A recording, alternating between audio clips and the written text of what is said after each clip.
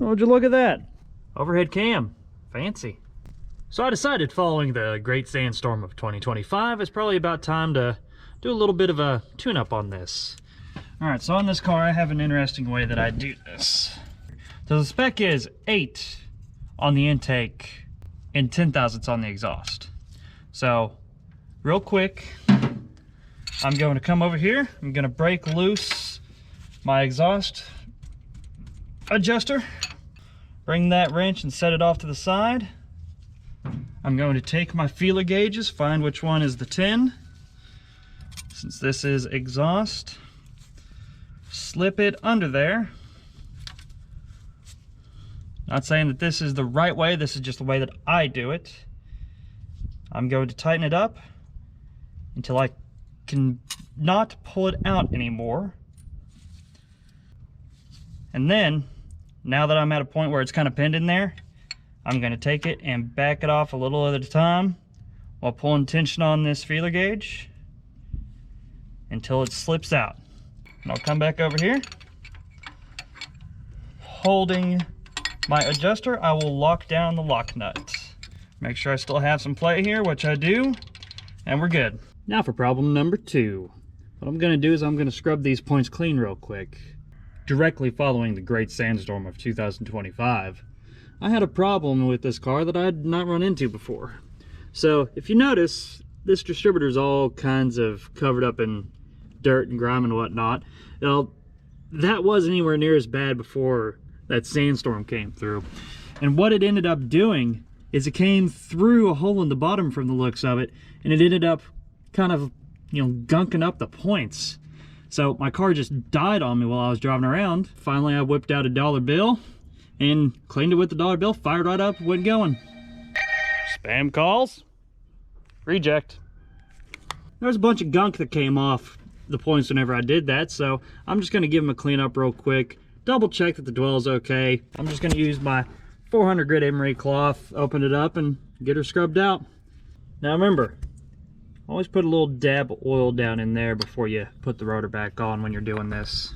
Now another thing to pay attention to is your cap. This one right here is getting a little wore out. They wear out way quicker than they really should on this car. One thing that you probably can't even really pay attention to, but that center button there, on this cap, the center button actually moves in and out to contact the rotor. Well, that one is stuck in there. This cap's gonna have to get replaced. Now we get to the fun part, the spark plug wires. As you can see here, I just got kind of an array of things. I've got a spark plug crimping tool here from Excel. I have an assortment of different ends, boots. See this right here, this is the one that goes on the spark plug in. This goes into your coil and your distributor cap and everything. Got different sized boots. And I have a couple of these to go on the spark plugs. And the big thing, a spool of spark plug wire. And it's suppression core, so this will be perfectly fine for the MSD box that is on the car. Now I'm going to get to making these. Now on these, there's one thing you kind of need to pay attention to, and that's put your boot on before you even bother cutting the end off. Trust me, it'll just make things a whole lot easier. Now what do I use for that? I use this dielectric grease. Take my crimping tool, which also has a cutter in it, hold it like this, give it about 1/4 inch of stick out, crimp there, let go, come over here 90 degrees, crimp down, give it a yank, bam, core is exposed. Now what we do is I like to take this, just give it a little bit of a rollover, make sure that that's gonna work. Not saying that this is the right way to do it, but this is the way that I was taught and this is the way that I do it. Now something that helps out, give this thing just a little bit of a squeeze so that way you can pre-stage it into your crimpers. Bring it until it has the first click, bam, I'm done there. And I'll just take the spool, make sure to get this over like so, get it in there just the right amount, and crimp her down. Now, All these parts are made to fit not only the 7mm wire that I have here, but also 8mm wire.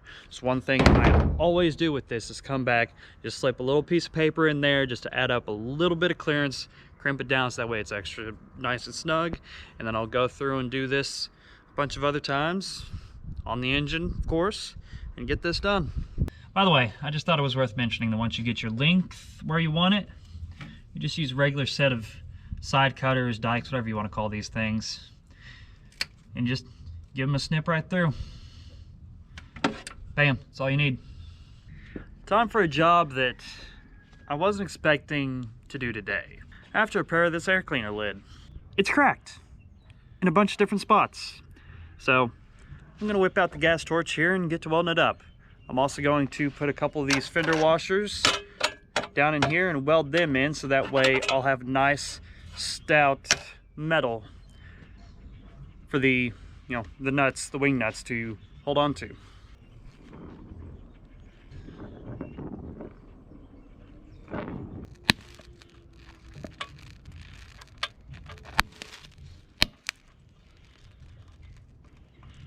Well, there it is, all welded up and bolted down, freshly cooled down.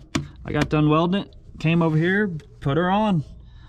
Bolt holes even lined up. I was pretty amazed by that, especially considering I just set a couple washers in there and got to welding. Alright, well that's it for the video. Hope y'all got something out of that, what little y'all can get.